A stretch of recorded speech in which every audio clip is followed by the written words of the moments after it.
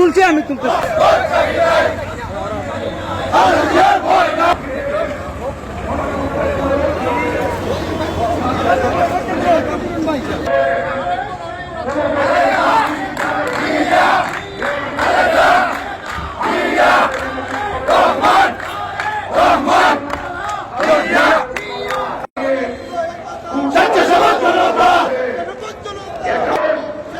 আমরা সমাজ মাধ্যমে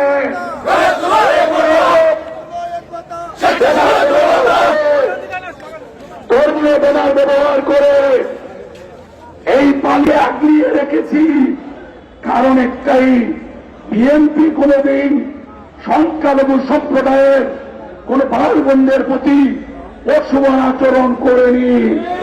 সংখ্যালঘু সম্প্রদায়ের সম্পদ বিএনপি লুণ্ঠন করেনি।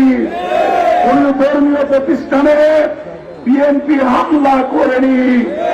যত গুলি ঘটনা ইতিমধ্যে প্রকাশ পেয়েছে।